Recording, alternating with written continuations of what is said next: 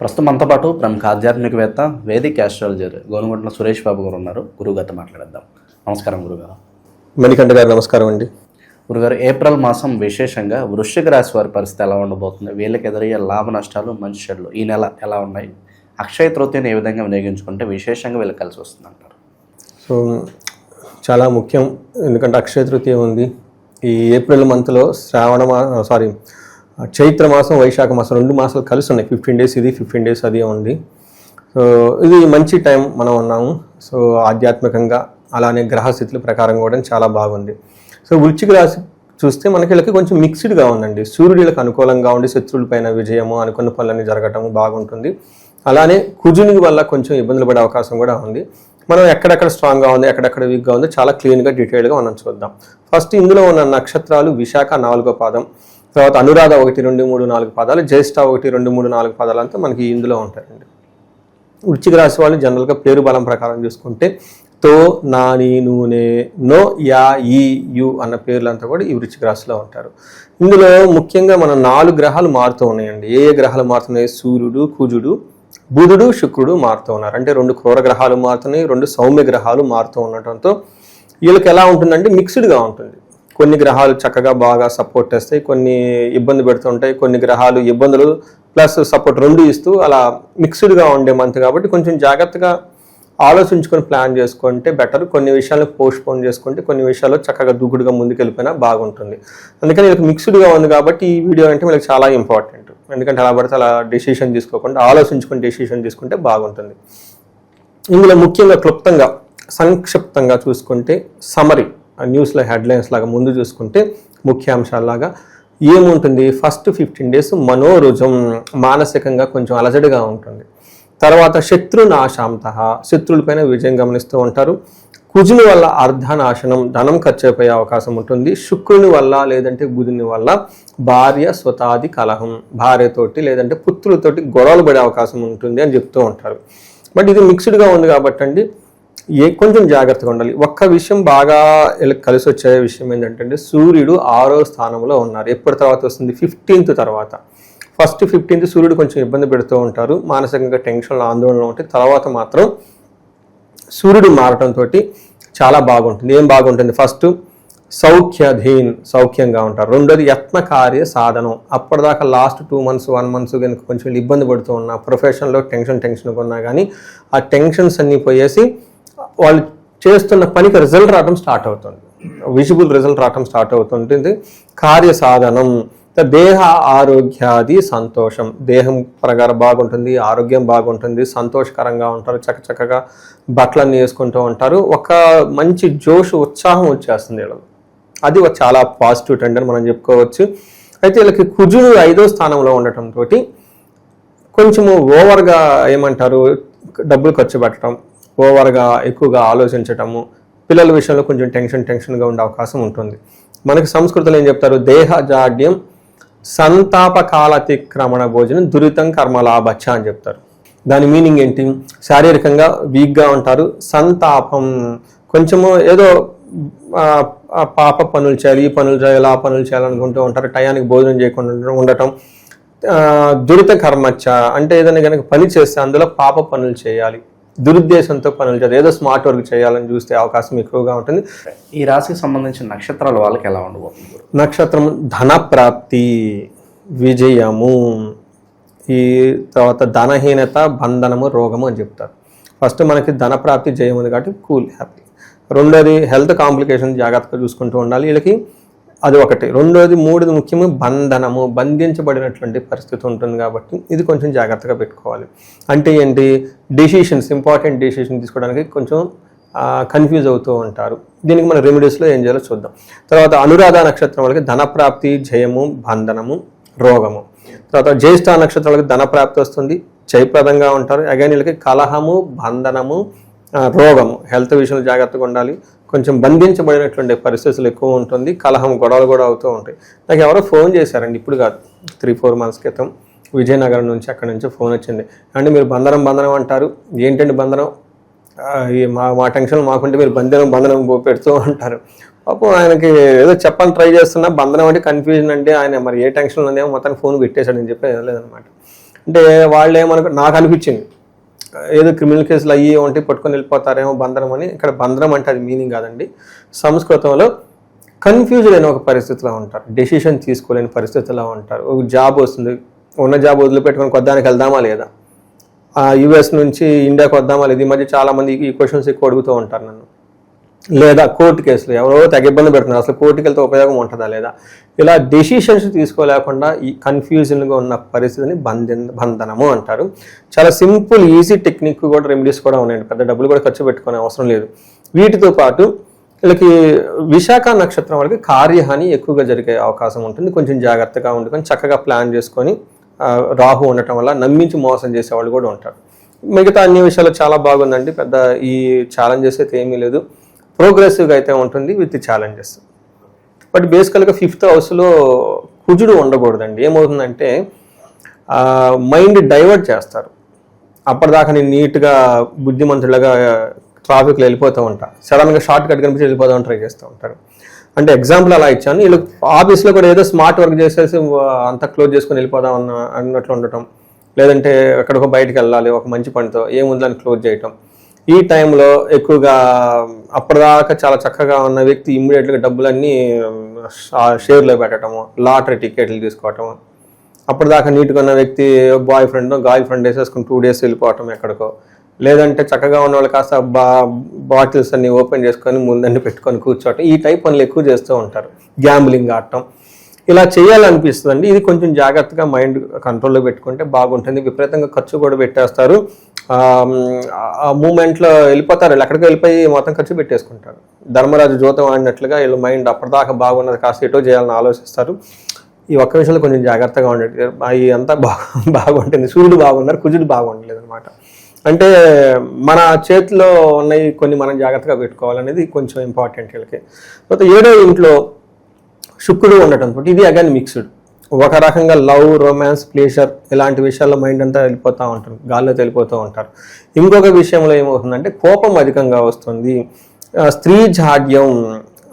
స్త్రీ జాడ్యం సర్వదా క్లేశ జీవనం. ప్రతి దాంట్లో కూడా ఏదో ఒక ఆటంకము, అసంతృప్తిగా ఉంటుంది. స్త్రీలతో విభేదాలు వచ్చే అవకాశం ఉంటుంది. మాట పట్టింపులతో గొడవలు పడే అవకాశం ఉంటుంది. ఊరుకూరుకునే గొడవ పడే అవకాశం ఉంటుంది. కాబట్టి కొంచెం స్పైక్స్ అంటారు, గొడవలు భార్య భర్తలు అప్పటిదాకా బాగుంటారు, టీ విషయం దగ్గర ఎక్కడో టక్కన గొడవ వచ్చేస్తున్నాం వాళ్ళు, ఇలా వచ్చే అవకాశం ఎక్కువ ఉంటుంది. జాగ్రత్తగా ఉండండి. ఇద్దరికి బోత్ లేడీస్ ఉంటే జెంట్స్ ద్వారా, జెంట్స్ ఉంటే లేడీస్ ద్వారా ఇది వచ్చే అవకాశం ఉంటుంది. విభేదాలు వచ్చే అవకాశం ఉంటుందని గమనించుకోవాలి. అగైన్ ప్రేమ పెళ్ళిళ్ళు కనుక ఎవరైనా చేసుకోవాలనుకున్నా కానీ, లేదంటే ప్రేమించుకొని ఉండి పెళ్లి చేసుకుందాం అనుకున్నా ఇది ఒక బెస్ట్ టైం వాళ్ళకి. పెద్దవాళ్ళతో చక్కగా మాట్లాడి ఒప్పించుకొని పెళ్లి చేసుకునేడానికి ఇది ఒక బెస్ట్ టైం ఈ విషయంలో. ఈవెన్ ప్రేమికుల మధ్య కూడా వాళ్ళ మధ్య కొంతమంది ఉంటారు కదండి, వాళ్ళు ప్రేమించుకుంటారు, ఏదో డిస్టర్బెన్స్ వచ్చి మళ్ళీ విడిపోతుంటారు. అలా మళ్ళీ రీయూనియన్ అవ్వడానికి కూడా ఇది ఒక బెస్ట్ టైం అని వీళ్ళు గమనించాలి. మరి ఓవరాల్గా చూసుకుంటే లాస్ట్ 2 months 1 month ఉన్న టెన్షన్స్ అన్నీ పోయి ప్రొఫెషనల్ మ్యాటర్స్లో చక్కగా ముందుకెళ్ళే ఒక టైము. బట్ ఇదే టైంలో సెల్ఫ్ కంట్రోల్లో కూడా వీళ్ళు ఉండాల్సిన అవసరం ఎంతైనా ఉంది. ఓవరాల్గా మరి ఎటువంటి పరిహారాలు చేస్తే బాగుంటుంది ఈ నెల? ఒకటి మనకి ఇందాక మీరు అడిగిన విధంగా ఇంట్రడక్షన్లో అక్షయ తృతీయ జరుగుతుంది కాబట్టి 3 సజెషన్లు చేస్తానండి. ఫస్ట్ బంగారం కొనుక్కోవాలి. సోషల్ మీడియాలో ఇది కమర్షియల్ దాడ్ అంటారు కానీ అది నేను ఐ డోంట్ బిలీవ్ ఇట్. పర్సనల్గా అది కొనుక్కోవాల్సిన టైం మనకి. ఎందుకు అని అడిగారు అనుకోండి, హిరణ్య గర్భుడు అంటారు ఎవరు? విష్ణుమూర్తిని. అంటే బంగారంలో నుంచి వచ్చాన పుట్టాడు, లేదంటే గర్భం అంటే ఏంటి, బంగారం గర్భం కలిగి ఉన్నారని చెప్పి దాని మీనింగ్ సంస్కృతంలో. బట్ ఏదైనా విష్ణుమూర్తి స్వరూపం బంగారం, అవునా కదండి? అగ్ని పురాణం ఉంటుందండి. ఆ పురాణంలో బంగారాన్ని అగ్నిదేవుడి నుంచి పుడతారు, అగ్ని తమ్ముడు అగ్ని నుంచి వచ్చాడని చెప్తూ ఉంటారు. వీటితో పాటు నాకు బాగా అవన్నీ ఒకటే నాకు పర్సనల్గా బాగా నచ్చింది ఏంటంటేనండి, శ్రీ సూక్తం అని ఉంటుంది. శ్రీ సూక్తం మనకి ఎక్కడ నుంచి ఉంటుంది? మనకి వేదంలో ఉంటుంది అన్నమాట. యజుర్వేదంలో ఉంటుంది, లేదంటే సామవేదం. ఈ వేదంలో నుంచి ఉన్న యజుర్వేదంలో ఉన్న ఈ యొక్క శ్రీ సూక్తంలో అమ్మవారిని ఫస్ట్ స్టార్టింగ్లోనే ఏమంటారు? హిరణ్య వర్ణాం హరిణీం సువర్ణ రజత సజాం అని చెప్పేసి మంత్రాలో అమ్మవారిని మనం ఆ సూక్తంలో ఉంటుంది. ఇంకా చాలా చోట్ల కూడా అమ్మవారికి బంగార రంగులో ఉన్న అమ్మవారు, బంగార ఛాయతో మెరుస్తున్న అమ్మవారు, బంగారం లాంటి అమ్మవారు అని చెప్పేసి, స్వర్ణలక్ష్మి అని చెప్పేసి కూడా అమ్మవారిని స్వర్ణంతోనే లక్ష్మి అని మేము కూడా సపరేట్ పూజలు చేస్తూ ఉంటాం అనమాట. ఇవి ఏం చెప్తారంటేనండి, అటు విష్ణుమూర్తిని కానివ్వండి, లక్ష్మీదేవిని కానీ వీళ్ళిద్దరు ఏంటంటే ప్రిజర్వేటివ్స్. మనం సస్టైన్ అవ్వడానికి, బతకడానికి, ఐశ్వర్యంగా ఉండడానికి, భోగంగా ఉండటాల్సిన దేవతలు అనమాట.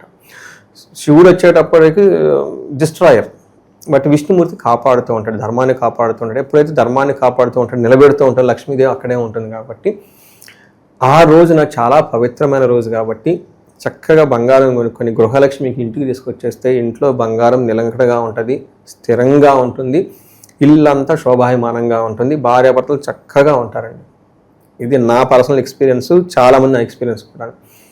రెండోది ఇంకొక ముఖ్యమైన విషయం ఏంటంటే, ఈ టైంలో ఈ బంగారంతో పాటు ఇంటికి ఎవరైనా కనుక ఉదక కుంభదానం అని చెప్తారు. అంటే నీటితో కలిపిన ఒక చెంబుని కానీ పాత్రని కానీ ఆ పాత్రతో సహితంగా దానం చేస్తే కలిసి వస్తుంది.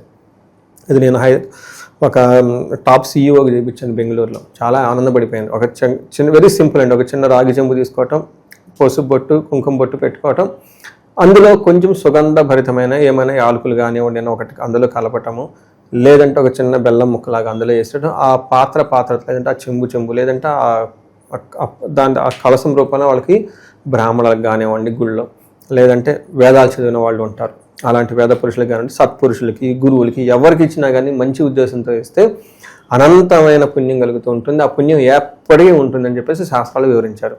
నేను ఇది చెప్పడంతో వేరే వాళ్ళకి ఇంకా ఆల్టర్నేటివ్ ఏం చెప్పానంటే, ఇప్పుడు అది చాలా కష్టం అవుతుంది. చలివేంద్రాలు పెట్టాలి, మజ్జిగ ఇవ్వాలి, రకరకాలుగా అన్ని చేస్తూ ఉంటారు. అయితే బట్ అది ఇప్పుడు ఏమన్నా కాలమాన పరిస్థితుల ప్రకారం నీళ్లు అలా చలివేంద్రాలు పెడితే తాగేవాళ్ళు ఎవరు లేరు.